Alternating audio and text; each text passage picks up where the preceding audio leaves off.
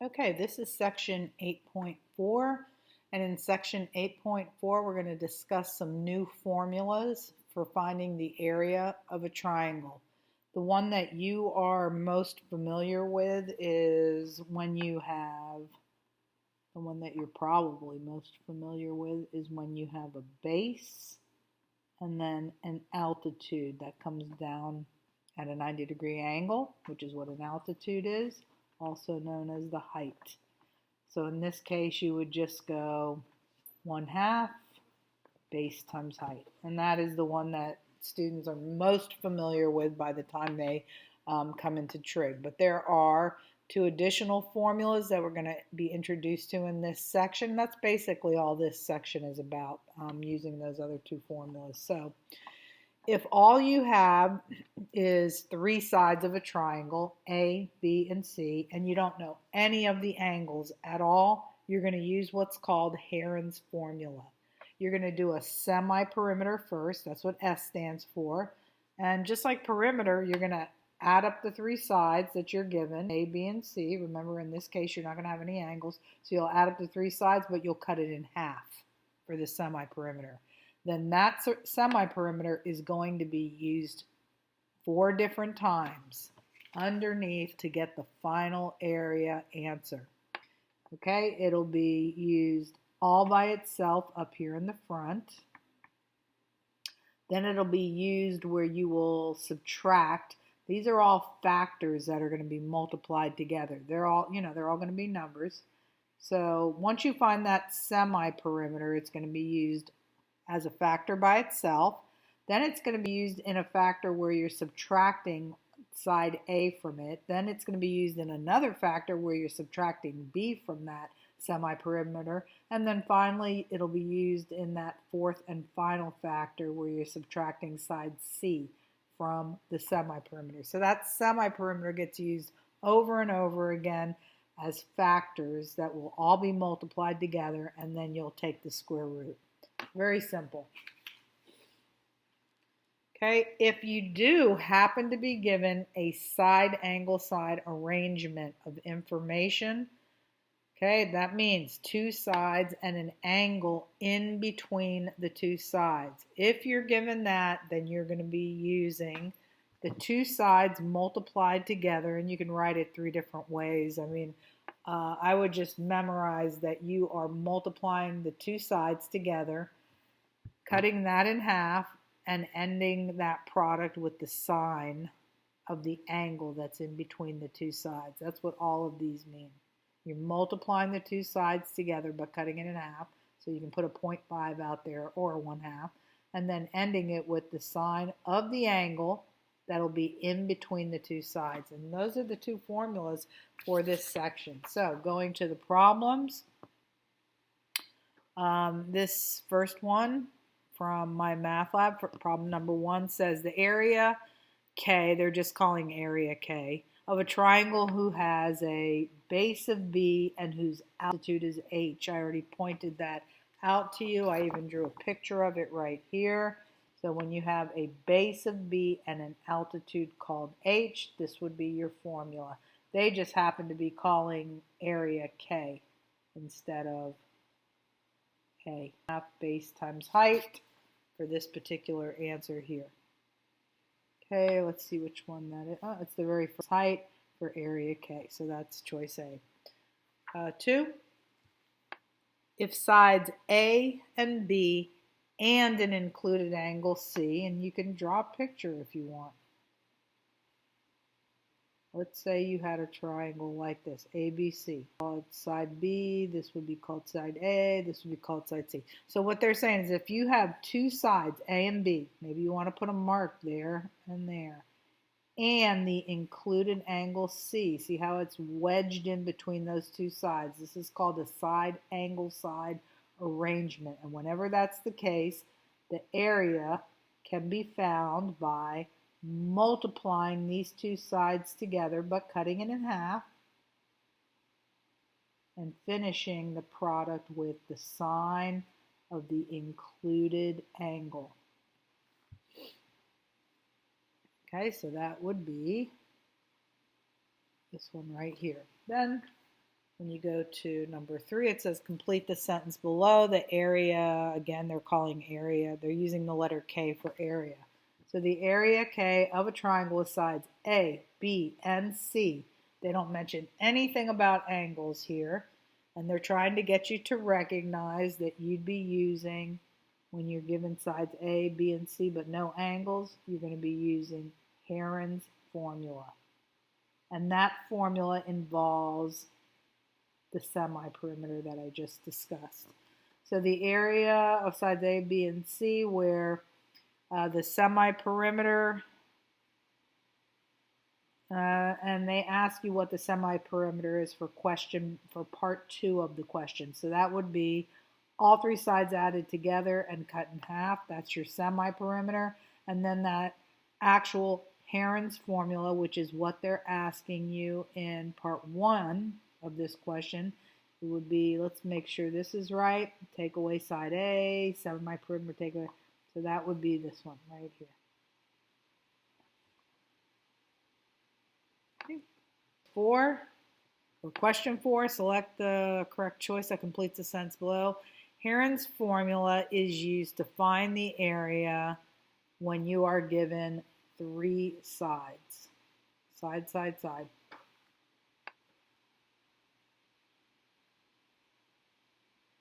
Okay, and that has to do with question 3 also. It's when you're given 3 sides.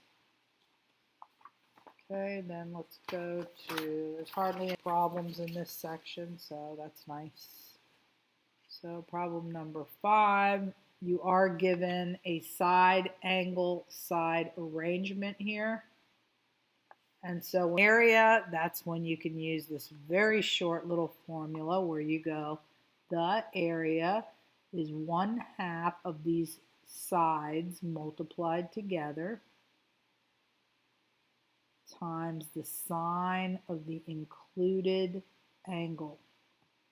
This says that you can round to 2 decimal places, so you can go ahead and put that, all of that in your calculator.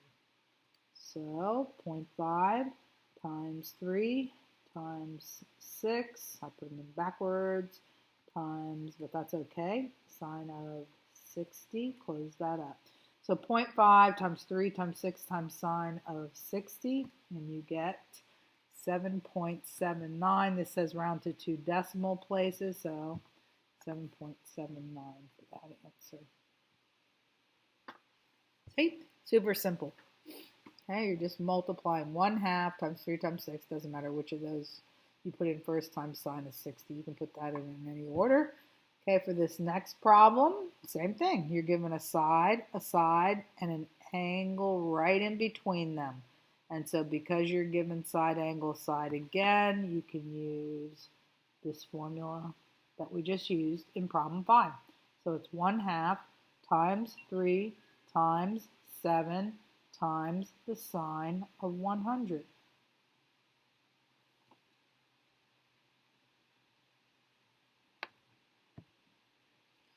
Okay, so 0.5 times 3 times 7 times the sine of 100. And we get 10.34.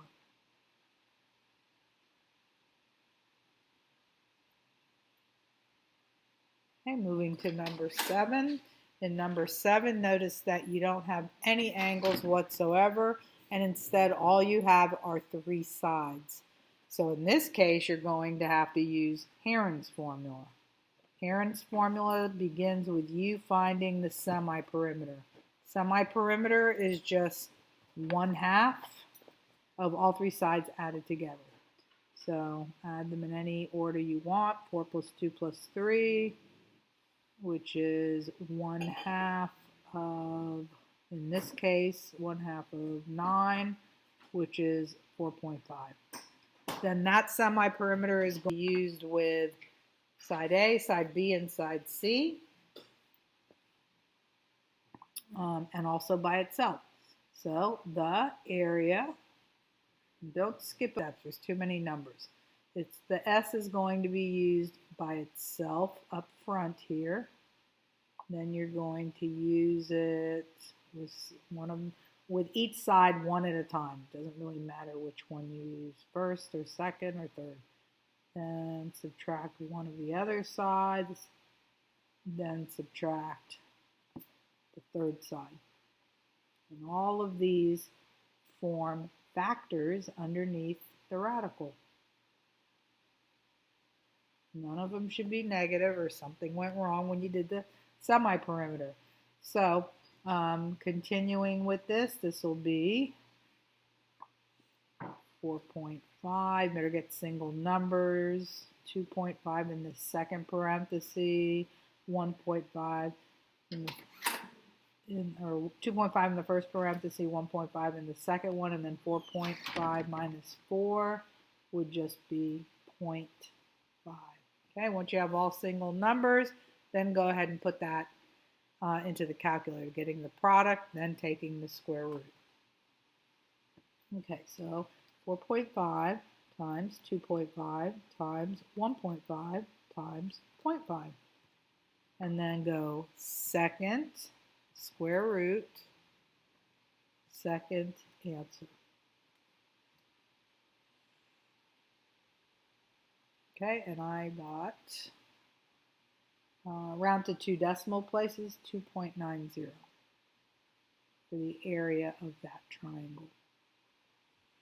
Let's make sure I did that right. 4.5 times 2.5, got that. Then we took the square root of that, which was 2.90. Okay, this time they just make you draw it yourself. Okay, I'm going to label like I usually do, A, B, and C.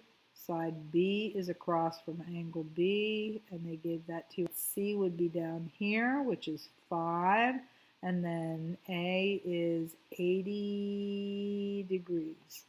Notice that you do have side angle side, so rather than using Heron's formula, which is for just having 3 sides and no angles, this is actually the shorter of the 2 area formulas that we're learning in this section. So area is just 1/2 the 2 sides multiplied together, and then finishes with the sine of the included angle, the angle that's included between these 2 sides. Okay, so we're going to get, for this particular problem, 0.5 times 2 times 5 times sine of 80. And I get 4.92.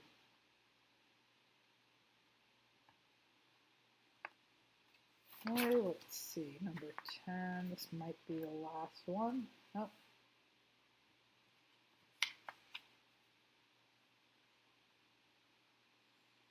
But I think I'm going to stop this video here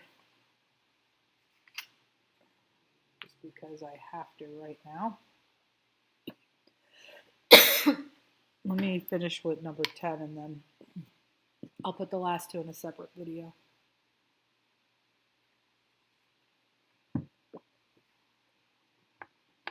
Okay, so here, just make sure that you have side angle side happening here. So let's see, we have A is equal to 6, we have C is equal to 2, and we have B is equal to 120. So we do have side, angle, side. Side, angle, and then another side. So we can find area. That is 1/2 the sides multiplied together, and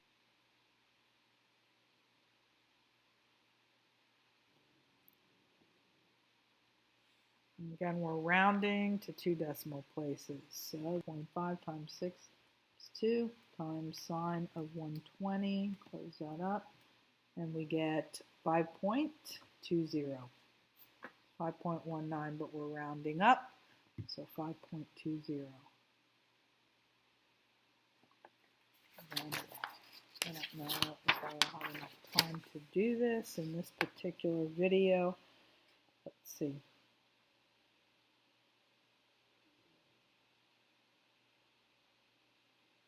Okay, I think I'm going to try and fit both of these in.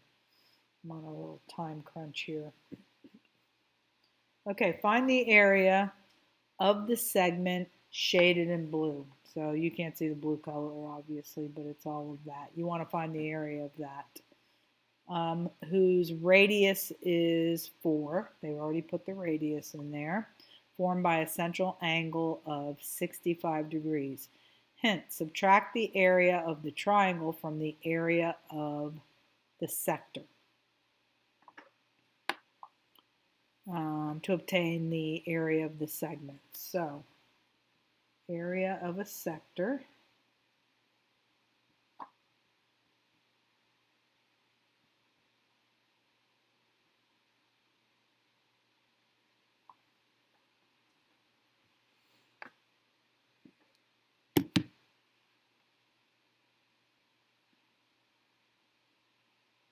this is the area of the whole circle.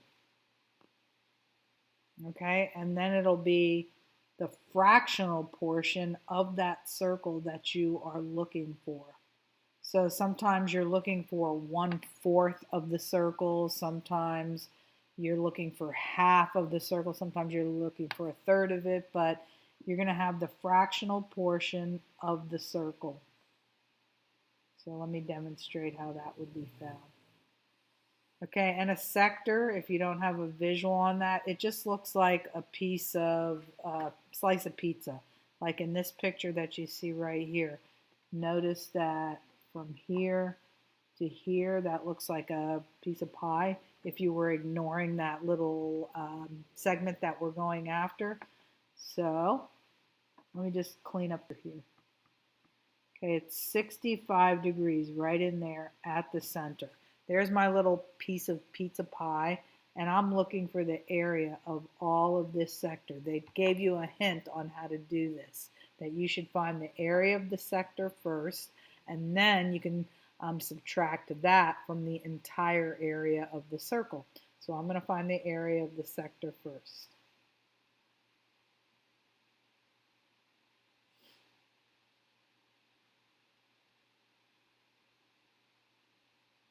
Okay, so, all right, so the fractional portion, this fractional portion right here. Notice that this from here to here, it's 65 degrees at the center from here to here. So when you come out here, from here to here is also 65 degrees.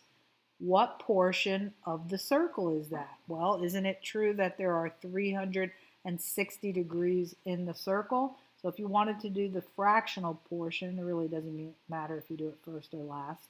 It's 65 out of 365. And you can reduce that if you want to, not that it's necessary. Oops, divided by 360.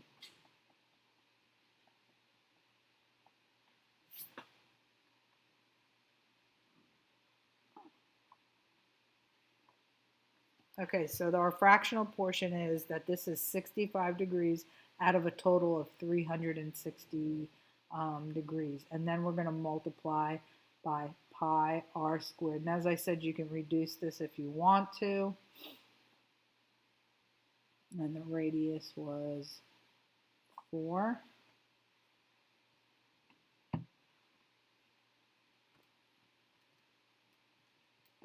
So that's the fraction right here. And if you want to reduce it, you can.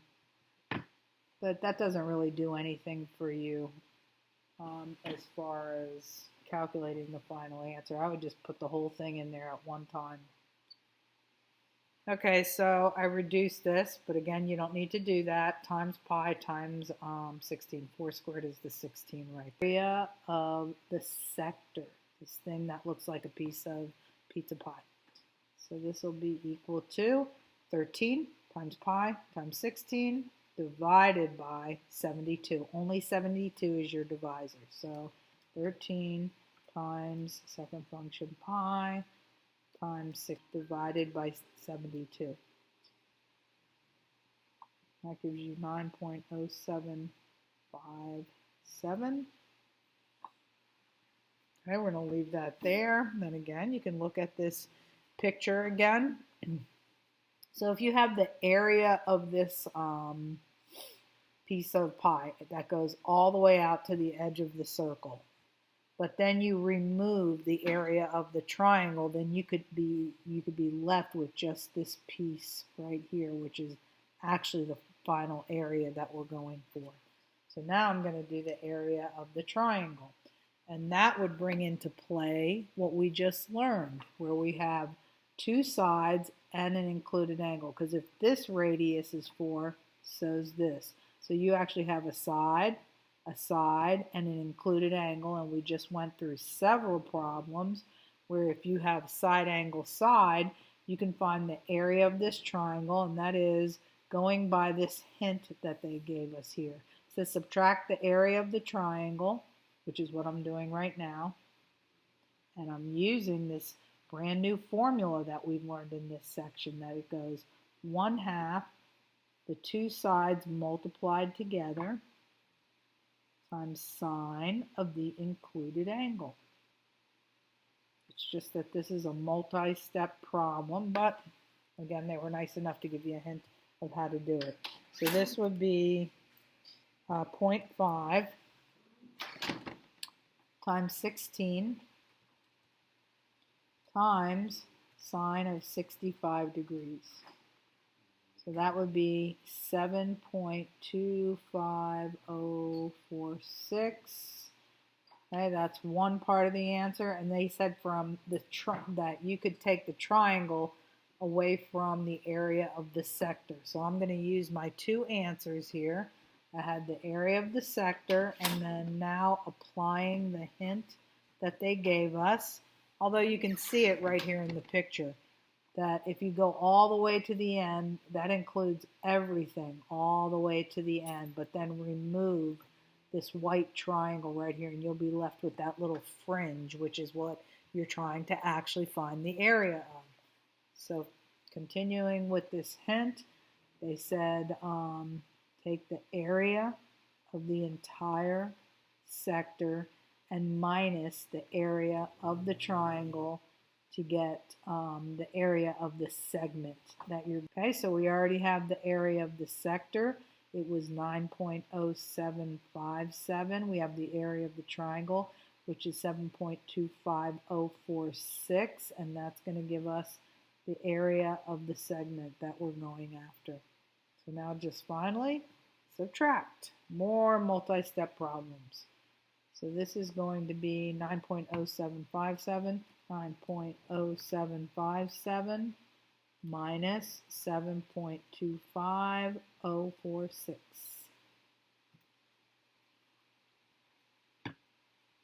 And this ends up being 1.82524. Let's see what they said to round to. Okay, so it says in problem number 11 that we could round to 2 decimal places, so 1.83.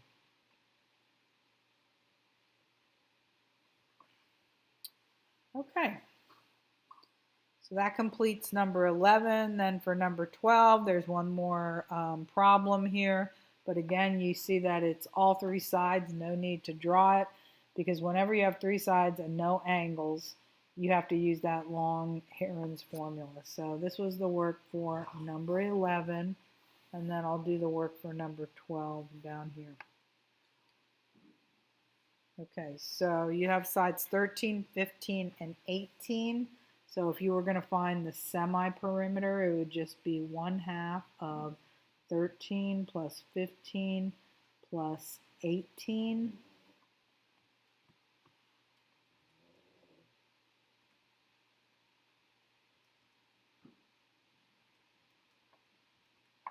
(13, 15, and 18). We're multiplying that by 1/2, the sum by 1/2. There it is right there, and it comes out to be 23. And then when you want to actually go and find the area, you use this semi-perimeter repeatedly underneath this square root. Once by itself, once where you are subtracting one of the sides, then you're subtracting another side. and then you're subtracting that third side.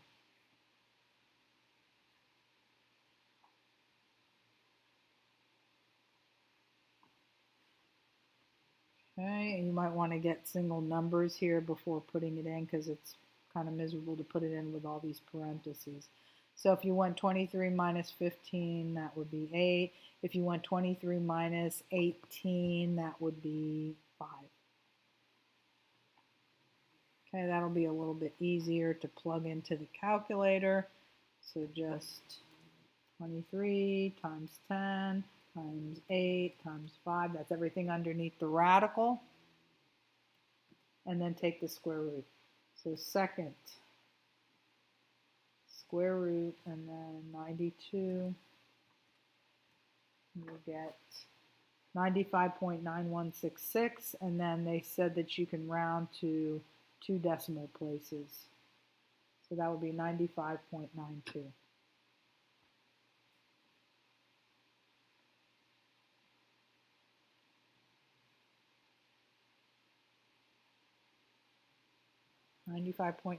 square units.